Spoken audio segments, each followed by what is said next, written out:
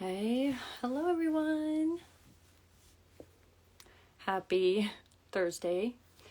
Welcome to another amazing episode of Thursday Thyroid Talks.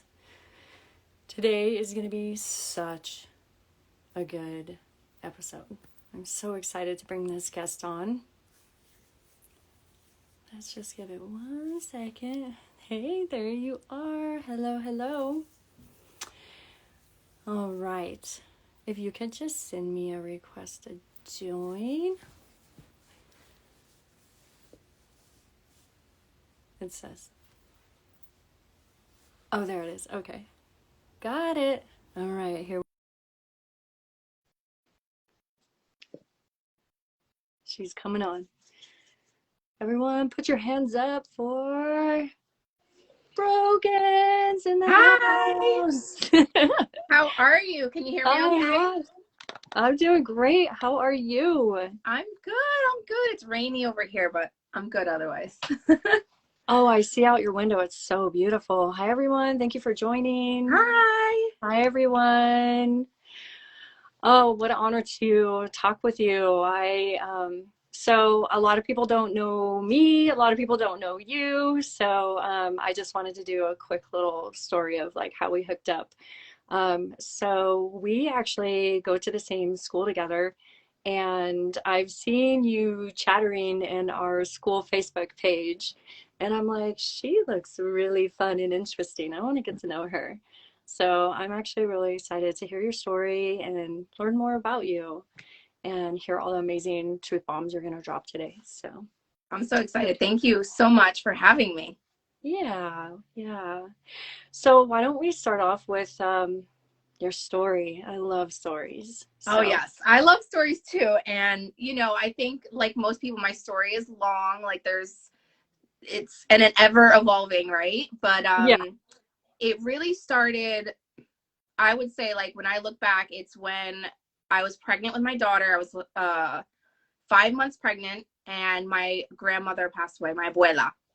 And that was like a pivotal moment in my life because the best thing was happening to me, and like one of my worst nightmares was happening at the same time, right? And it's amazing how when these things happen, I think I handled it better than I ever imagined, because like growing up, like the thought of her not being there like just devastated me. And even though it did, like humans are so powerful in how they can handle things, but I never dealt with the grief.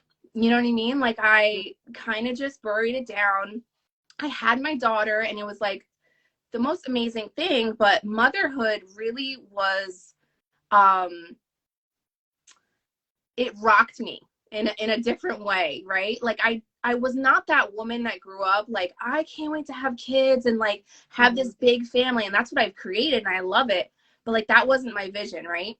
And Delilah was hard. Like breastfeeding was hard. Like all these things was hard. I lived like 5 hours away from friends and family, and even though like I love my in-laws, it's just like I didn't feel like I just felt lost. I felt so lost.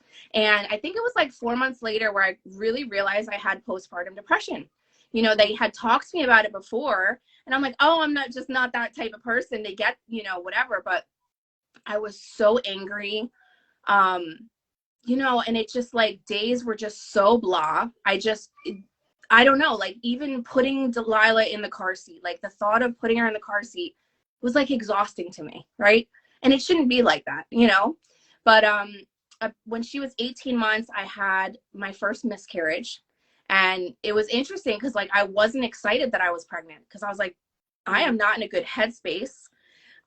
Delilah's still very like clingy, like I was really the only person that could, like even my husband like couldn't console her sometimes.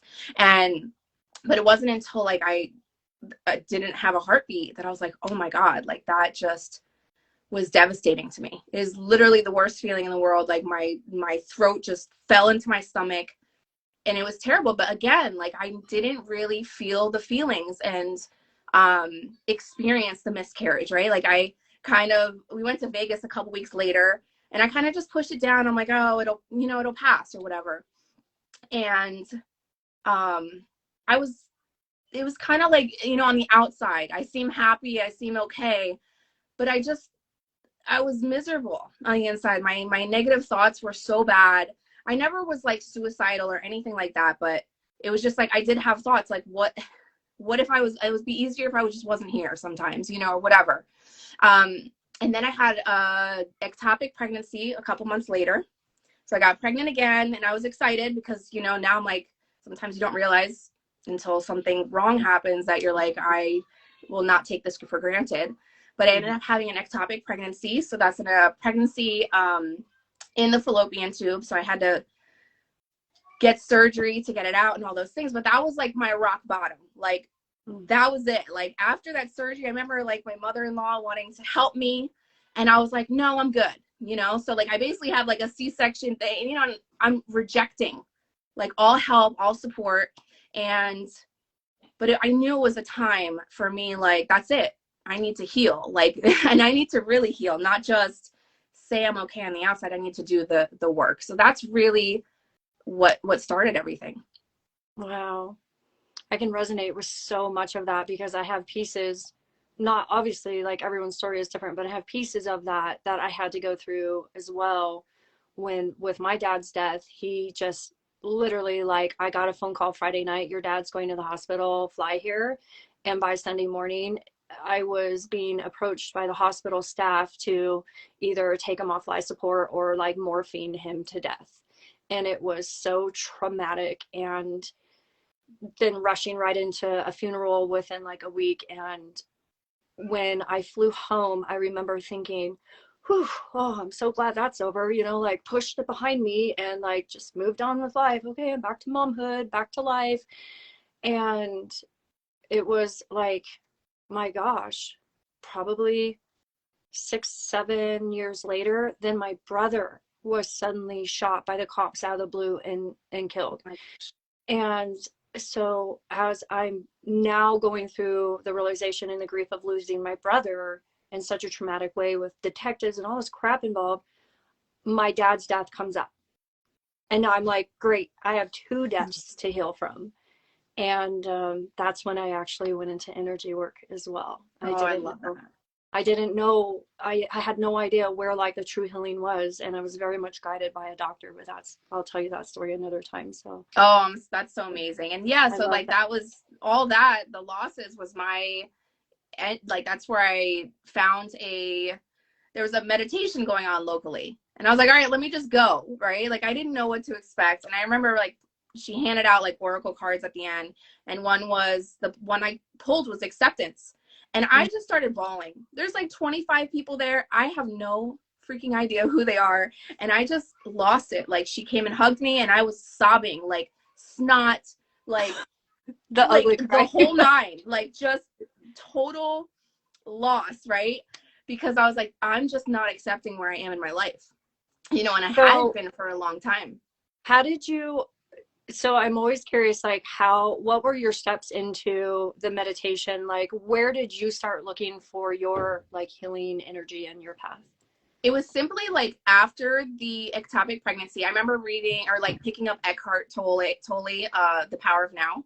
And it was interesting because my mom had given me that book like years ago. And I remember like the first time I picked it up, I was like, like this just doesn't vibe with me. But like that week, like recovering from surgery, I picked it up and I'm like, oh my goodness, like I'm not being present in my life. I'm not, you know, like all these things. But I did everything. Like, I got a massage. I went to an acupuncturist. I went to Chinese medicine, you know, like I went to the meditation. I did everything because I was like, I'm not going to let this like define me or keep me down, you know? Yeah. Did you start just Googling things? Because that's kind of where I was at one point. I'm like, energy healing, you know, like I don't know. Like, I really don't know because I kind of was like, I don't really know. Because I know like I wanted to do Reiki like years before and it just didn't pan out. I don't even know where I learned. I think I learned Reiki because my grandmother, when she was passing, like she had gotten done Reiki. But this kind of like fell into my lap. Like a friend told me about, you know, someone local doing the meditation. And I was like, I don't know what to expect, but I'm just going. I'm literally just putting myself out there and just going. And it turned out the lady leading it, Bonnie Hughes, you know, she's a Reiki master teacher. So then she like, you know, I got into her email list, and then I, you know, got Reiki master through her. Yeah.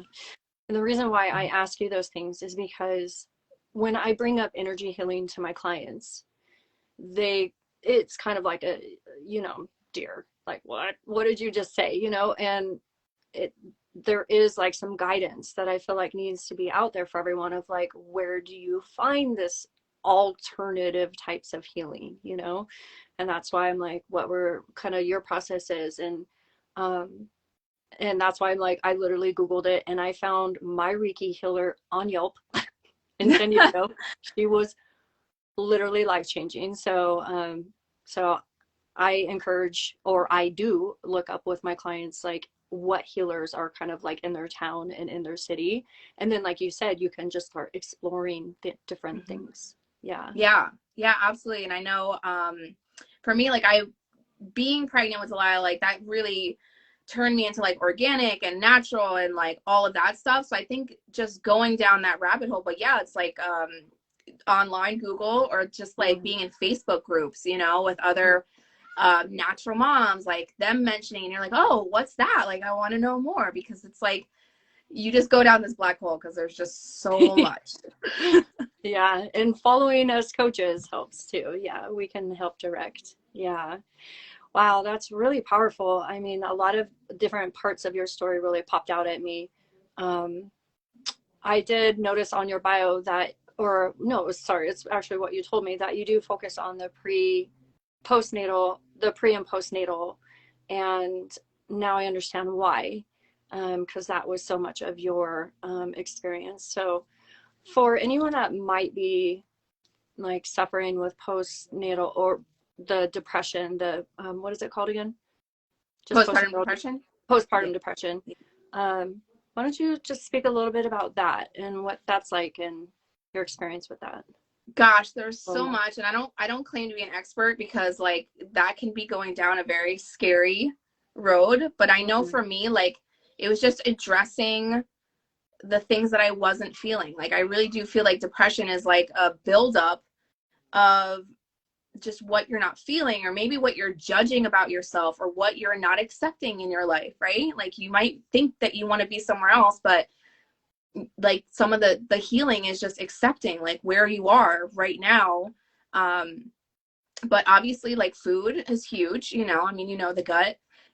So it's really like cleaning up and taking care, because I feel like when you care about what you eat and put into your body, you know, it just affects everything else. But also just like, what are your thoughts every day, you know? And that's why the mindset piece really was almost not more powerful than anything, right? Because I was watching my thoughts and learning to be aware and realizing like how negative my thoughts were. So if you have those negative thoughts, of course, your body is going to be in this depressed state, because, you know, your mind is just sending those signals.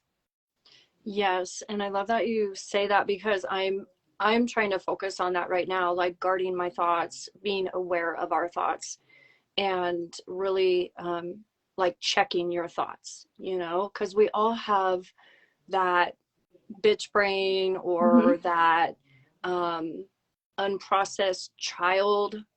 that's traumatized, or a teenager that's traumatized, or multiple variations of ourselves that have been traumatized that are still trying to speak to us in our minds, and you know, speak to limiting beliefs and our fears, and they all just want to keep us safe, it seems. But they also are very like suppressing and depressing and sabotaging.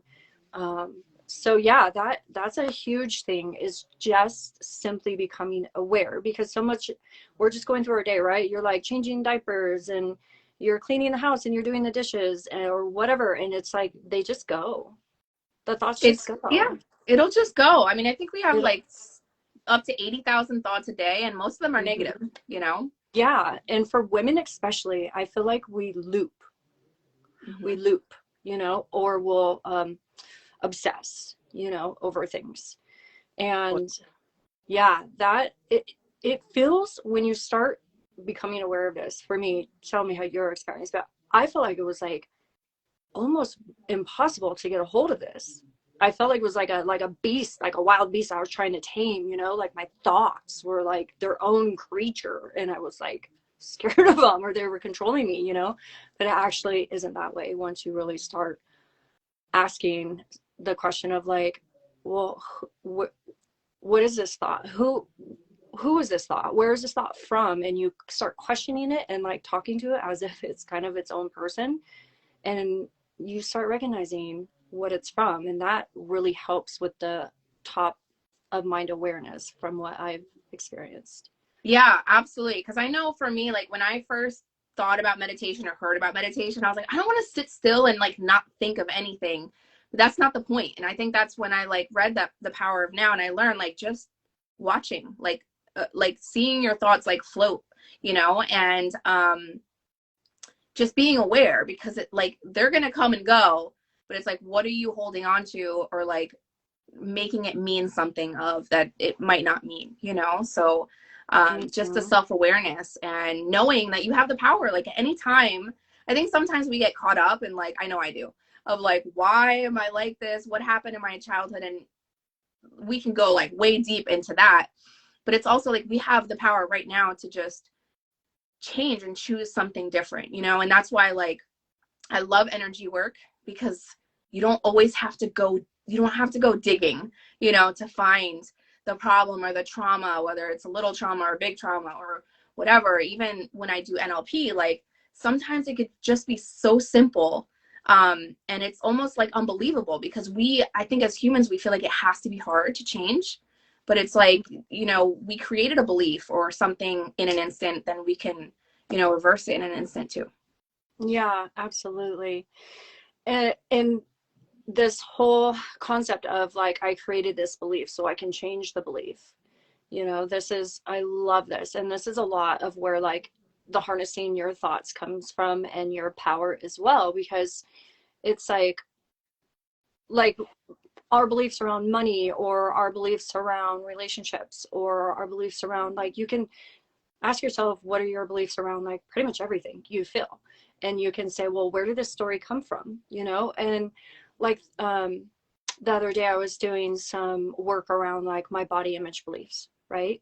And I'm like, okay, well, what makes me feel like I need to be skinny? What makes me feel like I need to be tan? What makes me feel like I need to have this done and this done and this done? And you know, and I realized that a lot of the beliefs that I've been negatively looping through my mind are from media, are from society, right? And I'm like, they're not even mine, you know? Yeah, and that's why it's So, so important to like be mindful of what you're watching, who you're around, because like think about, we're always being programmed, you know? And so like we didn't know growing up, like watching Disney or whatever, like is, you know, especially as a kid, like you get into that like hypnotic state, right? Like where you're zoned out and your subconscious mind is listening to everything, you know? mm-hmm. I remember when we used to watch The Simpsons. Do you remember? Like my mom Yeah. would wig when we watched The Simpsons because like she was picking up on all of the like little things as an adult, where like as a kid I didn't hear it. And she's like, "That is so bad. Turn The Simpsons off." I But know, now, I know. but now I can like actually watch an episode and go, "Oh, I get it." Like, yeah. So, Absolutely. anyways, well, tell me more about NLP. So, what does NLP stand for? So it's neuro linguistic programming, and it's pretty much the language of the like your subconscious mind, you know, and it's really simple but powerful. Like it's changed so much, you know, because as I said, like a lot of the process, like sometimes you have to do the digging to like find out what the belief, and a lot of times if there's a feeling attached to it, then that's like a hold on you. But a lot of the things can just be like timeless negative like beliefs and stuff. So I don't know, it's just great to because we can program our subconscious in so many ways. When you say timeless, what do you mean? Like it's just a floating thought, you know, like Mm-hmm. it's just there. It's not, you know, sometimes we think that some of the thoughts in our mind are like a hard rooted belief, and Mm-hmm. it's just like a thought that kind of is there. Yeah, that you can alter and change if you Yeah. want. Yeah. Yeah. So, some of my favorite things to do when I journal is actually explore my beliefs, you know, and I ask myself, well, why do I believe this? And then you ask, like, okay, well, where did that come from? Is that from my mom? Is that from my dad? Is, like you said, like, is that from TV? And it's such an interesting exercise when you actually start doing these things. Oh yeah, And it's so powerful. I it's know, so like when powerful. I really started doing money work, and I have a lot of work around that because my family, even though my one side of the family grew up, my grandparents were wealthy, or I grew up seeing them wealthy, I should say. They didn't necessarily grow up that way, but like I saw, and they were very generous and like amazing, you know. And then I had my other side of the family that's like money is evil, and you know, just having a lot of debt and all these things. But I took on more of that side, you know. So it's crazy when I'm like, wait, where did I get that belief from? And it's crazy when you really do look at it, like you're saying, like asking the beliefs, because I know I want to be like, I'm not like my parents, but like when I Mm-hmm. question, I'm like, oh my God, I got that from my dad. I got Mm-hmm. that from my mom. And then you're like, it's crazy. And I think that's why I'm so passionate about, you know, pre and postnatal, because literally from the womb, you know, like right now I'm imprinting my baby, and my baby, you know, it, it's just crazy. It's crazy. I love it. Yeah, I know it's crazy because it's so powerfully cool. It's so cool and powerful. Yeah. And so the more you can dive into this and really start deconstructing where everything comes from, it does give you the chance to reprogram your mind, literally reprogram your subconscious. And this is actually a really big thing that I speak to my community about, because when someone is diagnosed with a thyroid condition, it's a programming that is now, and like you said, when it's matched with an emotion, it is embedded, right? And so when we're sitting there not feeling well, desperate, hopeless, and we're looking to this authority figure, doctor, please save me, like savior, right? Please save me. What's wrong with me? Please tell me, please fix me. And they, you know, they come down and they're like, you have hypothyroidism and you're going to be sick the rest of your life and you better take medicine. It's kind of like, oh, you know, and it's like, I almost feel like it's this identity that washes over them. That's like imprinted on them right then, you know, and it's like, and so one of the things that I do is I teach them to undiagnose themselves. Your diagnosis is not your identity. Stop it. Okay? You're not sick, girl. Okay? And so it is the NLP side and everything you're talking about is just, it's so important, because I mean, just from a medical standpoint, and that right there. And it's like, because now with this new label and this new diagnosis, they wake up and they almost expect symptoms, right? They expect to Mm-hmm. be tired, they expect to not feel well. And it's almost now like, oh, it's like AA meetings, like, hi, I'm Sarah, I have hypothyroidism and I can't do that because I'm sick, you know? And I'm like, stop it. Like, Yeah. no, that is not who you are. And you do not have to live by that. It's not your Bible. Like, it can go the other way and you don't have to take meds the rest of your life, you know? And so, have you seen any, can you relate to that, or have you seen Oh, anything like that? absolutely. Like I see it all the time. And I even notice it myself, like being pregnant. Like I'll say I'm tired, but me saying I'm tired is going to create tiredness. You know what I mean? Exactly. Yeah. And like none of us are immune to, you know, like having perfect thoughts. But Mm-hmm. yeah, like I mean, I've read stories where, you know, a doctor says, you know, you're gonna die, and the patient is more likely gonna die because now they think they're gonna die. You know, and I always tell people, like, you are more powerful than you think. Like you are one with the creator. You know, it's much bigger than that. And I'll bring it to recently, because so I had Lincoln and Mila at home unassisted, so like no doctor, no midwife, no doula, like Wow. just me and my husband. Wow. And I had to reprogram myself, first of all, for Lincoln, like because that was right after the miscarriages. But it's like I don't know how I came across it. I didn't even know it was possible, even though, hello, like we've been birthing for hundreds of thousands of years. Mm-hmm. But every time a fearful thought came up, I had to be like, no, like I had to switch it right away, like catch it and switch it, because otherwise you'll take it on. But I had to be careful who I told, because they're like, that's dangerous. That's not safe. Like, what are you thinking? So then I was like, okay, well, you really have to be protective, because otherwise what other people's fears you'll take them on, you know?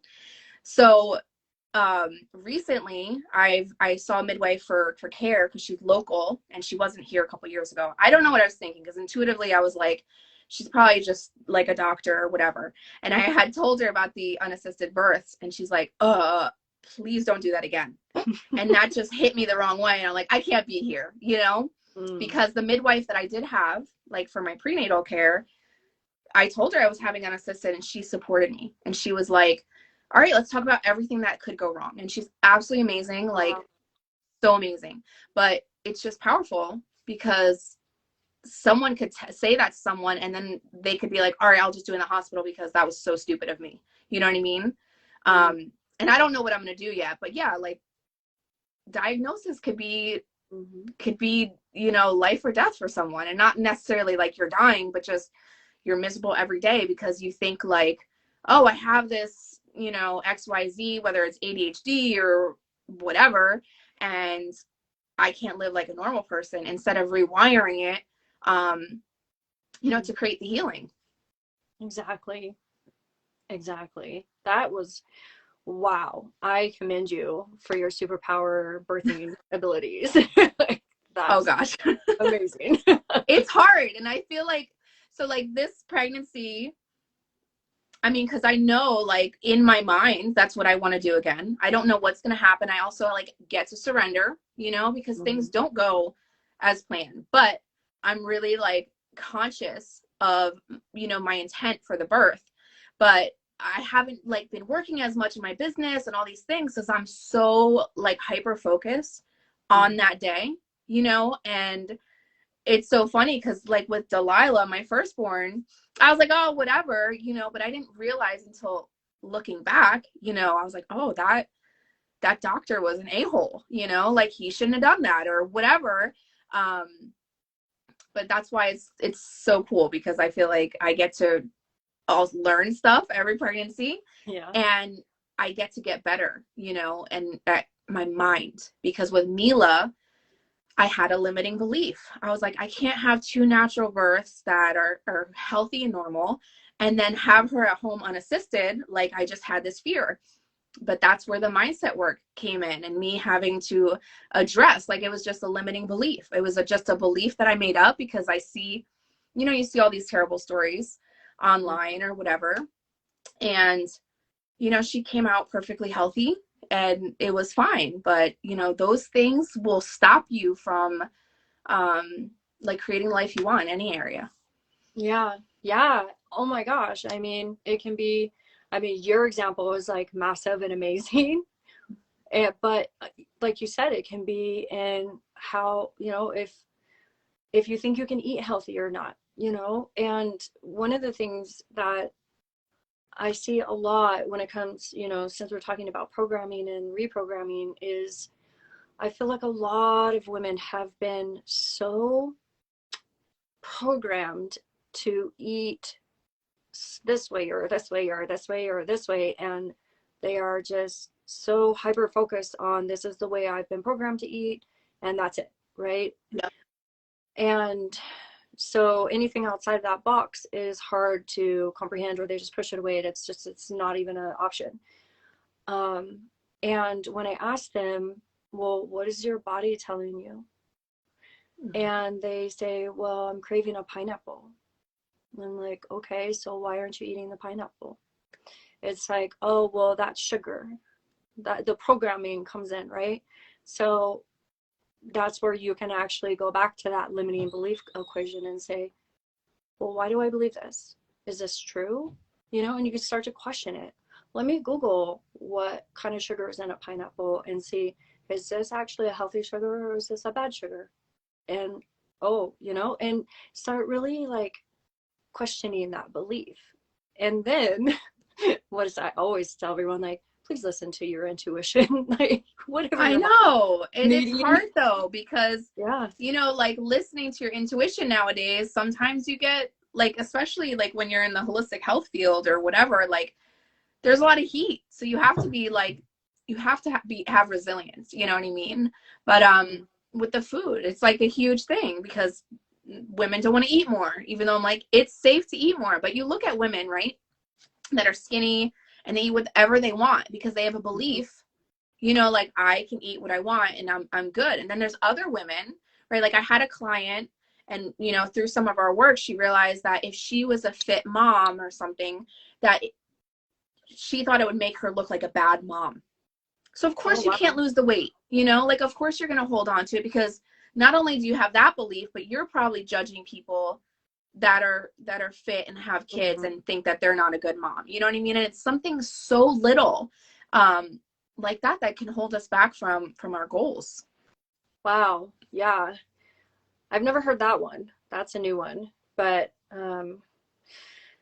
yeah, so uh, you know, digging into the whys of what's limiting you and reprogramming that is so crucial for reaching goals and being able to stay consistent with morning routines, night routines, anything that you want to do that's going to better and up level your health.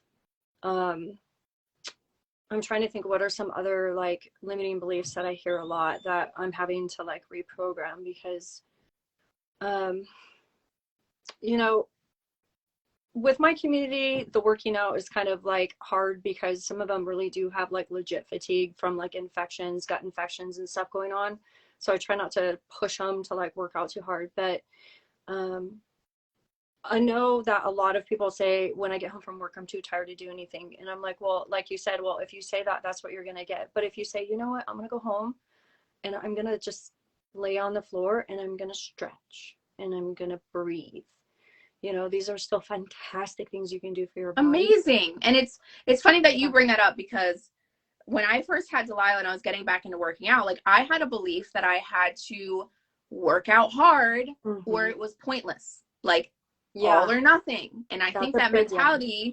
that mentality can be really self-destructive because now I'm like, if I sit and do like diaphragmatic breathing for 10 minutes, I feel good. Or if I do a 10-minute stretch, like I feel good. And I know that it's helping my body, not only physically, but mentally and giving me more energy, you know. But again, those thoughts, if you have that, you know, like Hmm. if I don't get a 45-minute workout in, then I'm not going to get results. Because I used to, you know, before Delilah, I was going to the gym, like I'd go to the gym like 2 hours a day.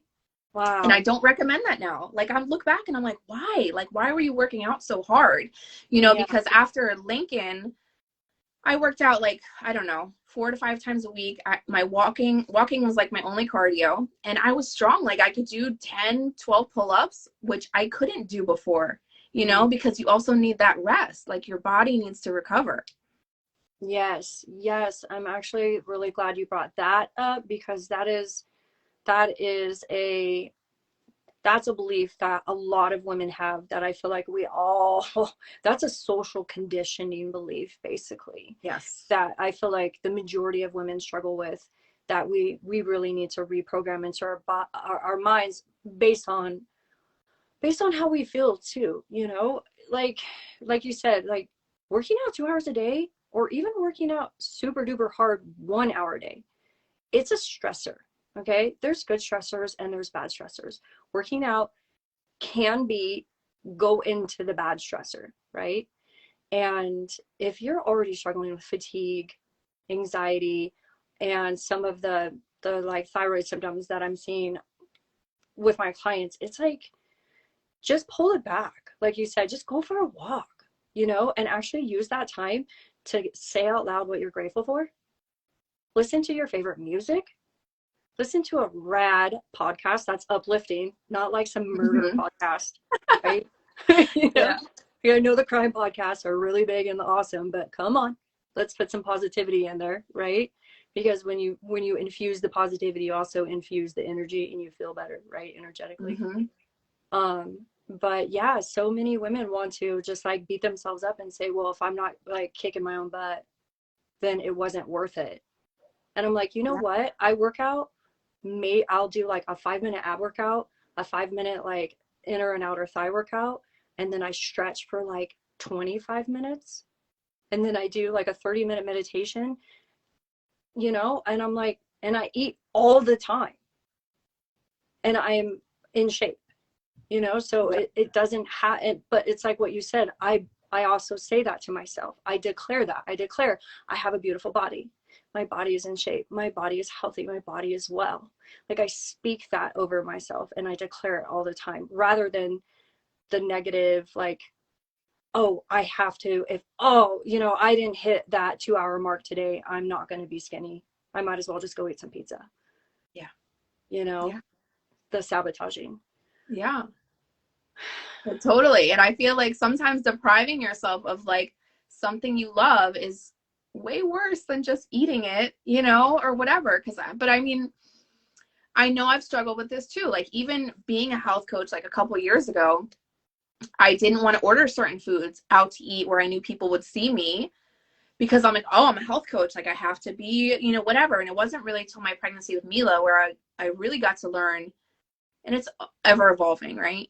But it's like I got to learn that I could be guilt-free with food, right? And eat the things that I love. And I'm pretty good about it. But there was a time where I wasn't, where I would, for example, one time I went to a hairdresser and someone was there and and they said, I heard you ate a donut here last time. And I was like, I mean, first of all, that was so ridiculous Right? that can be gossip. But it was just like, dang, like I know that I'm a health coach, but like I don't believe that. Like I truly believe like you can eat the things you love and still be healthy and have amazing body, but it's all about your beliefs and what you feel is possible for yourself. Exactly. And one of the things I want to point out about like beliefs is um it's not just what you say, I mean what you think. It's more also about what you speak. Yeah. So you know how you're saying we have what, like 70, 80,000 negative thoughts. Like we can, left unchecked, have like 70, 80,000 negative thoughts a day. And negative thoughts are umpteen times more powerful than a positive thought. But what I've learned in my health recovery and what I teach my clients is that what you sure a positive thought is, can counter that, but it's also a positive word Mm-hmm. when you actually say it. So that's why when you like Louise Hayes, like her her mirror affirmations, that's why they're so powerful. It's because she makes you stand in the mirror, look at yourself, and say things. Yeah. No, yeah. And I also, I love this that you said that because a lot of my clients like will do mirror work and thinking it is not enough because when you say it, that's when you feel whether you believe it or not. And Exactly. that's when it takes time because I remember I used to say things in the mirror, when I was first doing mirror work, and at first it felt uncomfortable. Like it felt wrong. It felt like I was lying to myself, and but the word, like, I mean, if you listen to Neville Goddard, and manifesting, like the spoken word is powerful. So like you have to be mindful. And even when you text, like sometimes I'll text something and I'm like, whoa, like I said, I have to do that, but I get to do that. Or, just like little reframes, but absolutely, like you could totally tell like with the way you say it and not just what you say, but how you say it. If you're saying it in a resentful manner, there's something behind that. Yeah, exactly. When I started my mirror work too, it felt really awkward to say I loved myself. It was like you said, it was like, why does this feel so strange to look myself in the mirror and say, you're beautiful, you have a beautiful butt, you have beautiful legs, whatever. Like it was, and so I learned, oh my gosh, what is behind that? Why do I really not mean that? Why do I really not feel that? Why do I really not believe that? And then that's where you go and you get your journal and you sit down and you say, why did that feel uncomfortable? What's behind that? And you journal it out. And as I've journaled and I've dug into all these beliefs, I've realized, and this might sound a little strange for people that aren't deep in this like you and I are, but I've realized that a lot of these beliefs were actually passed down to me from grandmas. and they were like energetic signatures that were passed to me in my DNA. Because as I've done a lot of my family tree work, I've learned that a lot of my grandmas were in abusive alcoholic relationships that ended in divorce, and they were very, very sad and you know, abused women, and struggled financially. And so there's been like a money struggle that's been passed down. There's been a relationship struggle for me that I've had to work through. There's been so many beliefs that I've realized aren't even mine. And so it's like it's coming from my family or it's coming from society. So when you really start digging into this programming or reprogramming of your mind, it's interesting when you really can step back and say, this isn't even mine. And it's so freeing. You don't have to believe it anymore. You're like, well, cool. What do I want to believe? And you can rewrite your beliefs. And you can say, you know what? I want to love myself. I want to feel beautiful. And I want to eat healthy. And I want to work out in a healthy way. It's so exciting to be able to reprogram your mind into who you want to be. Absolutely. Absolutely. And it is exciting. And then, but there's also this side that's frustrating, right? Like, you know, I'm very emotional. Like I'm a manifesting generator. I don't know if you like do human design or anything like that, but like I have a lot of emotional waves, and it took me a long time to accept that because I don't want to feel like I'm over it. I don't want to feel anymore. But it's like learning not to judge, like just stop judging yourself. You know, I remember the first time like I had a huge breakthrough because when I was depressed, I used to get angry. Like I used to punch things. I didn't even know where the anger came from. But then I would beat myself up for 2 days because my husband saw me like that. My daughter saw me like that. And I was judging myself. I'm like, what the F is wrong with you? Like, what is wrong with you? And, there was a moment where like I had an episode, if you will. Hi, Lincoln. I'll be right out. You want to say hi real quick? Hi. Say hi. I'll be done in a few minutes, okay? He's so cute. But I woke up the next day and I just didn't judge myself. I was like, all right. But it's like you get to learn how to deal with it better, right? So it's like now I'm like, when I feel the thing, I just put myself in a room or scream in a pillow, which years ago I would be like, you're freaking nuts for doing that.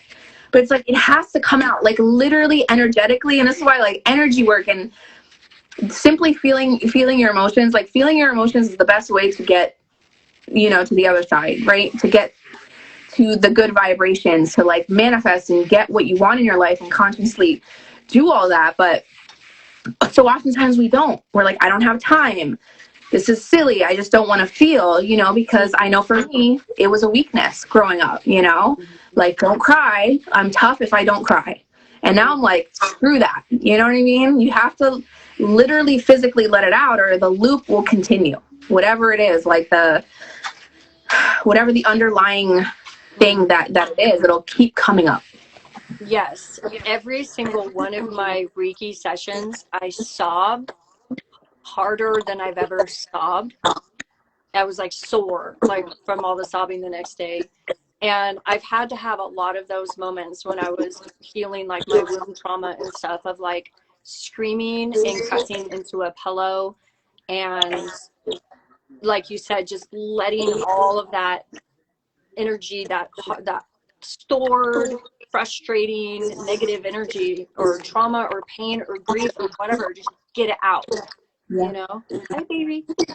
And a lot of women, like when we get on their discovery calls, they'll want to start crying and they like try to stop it. And I'm like, no, like cry. Like please cry. I love like it's funny because like when my clients are crying, like I love it. I'm like, this is amazing. They're like, what? I'm like, no, really, like this is amazing. But I mean, I remember having a session with a client. She's actually like I went to high school with her, like one of my great friends. But one of the sessions that I do with people is like releasing anger, fear,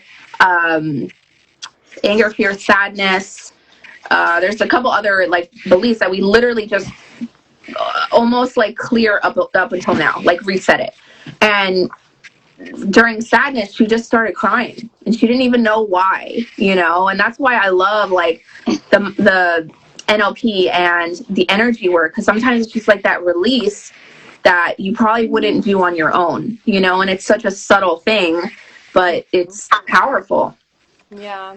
Yeah. This is why it's so important to work with a coach and Yeah. work with people that have these alternative ways of healing. You know, like talk therapy is great, and I love talk therapy, but if I feel like if you're not getting the results from that you're hoping for or you need, that's like definite invitation to get into some energy work and work Yeah. with someone such as yourself, or a Reiki healer or someone that can help you actually move through that Yeah. physically and get it out of Yeah. your And body. I want to share though, like the Reiki was amazing. Like I know that had impact, but I also like did emotion code and some other modalities around my dad, because my dad left when I was younger, and I was like, this is where I really realized how powerful it was, because we had like 6 or 7 sessions, and all of a sudden there was a time where like someone in my family mentioned something about my dad, and normally I would get triggered. I would feel a pit in my stomach or something. You're gonna have to leave if you can't be quiet, okay? And I felt nothing. Like I just felt peace about it, and I was like this is so crazy. So it really does work, but it's also the belief. Like you have to believe it's going to work too. Otherwise, you know, that's like a whole other thing. Yeah, absolutely. And it does. It really does. Yeah, I cleared up the grief with my dad, the grief over my brother. I processed all of that. And I actually realized through clearing up the grief and pain of losing my brother, I found out that he was the catalyst, the turning point that actually catapulted me into who I am now. Yeah, And yeah, he he saved me in a way. His death saved me. yeah, And so I never would have understood all of this about his death if I hadn't have really like chosen to dive into energy work and like heal from it on a yeah, deeper yeah. level. And coming to closure with it, because it's like I know for a while, like I was mad at my abuela. Like I was literally like, how could you leave? Like I'm pregnant. You're not gonna meet your, you know, like all these things. And then when I got closure, it's like now I can. It's still hard. It's never not hard. It's just that the energy around it is a little less. And then Yeah. with my miscarriages, so my Reiki master was she's a medium as well. So she like told me that he is the same soul as the 2 babies that I lost. So it's like Aww. sometimes seeing in a different perspective allows you, but the same with you. Like I wouldn't be where I am or as resilient or as just being able to help women if I didn't go through that. And it sucks. Like I wouldn't wish any of that on anyone, but I don't wish it didn't happen, because I'm like it made me grow. You who you are. Yeah. Exactly. Exactly. Well, I think that's a really great note to leave it on. Why don't you tell everyone where they can contact you or find you? Yeah, sure. So you can just follow me at I am Brogan Metcalf on Instagram, or I have a website, www.broganmetcalf.com. And just please like reach out to me. I love DMing people. I love like meeting new people. Awesome. Well, thank you so much for your time. I enjoyed our conversation. You're so wonderful. This was amazing. Thank you so much again. You're welcome. Talk to you soon. Okay, bye. Bye.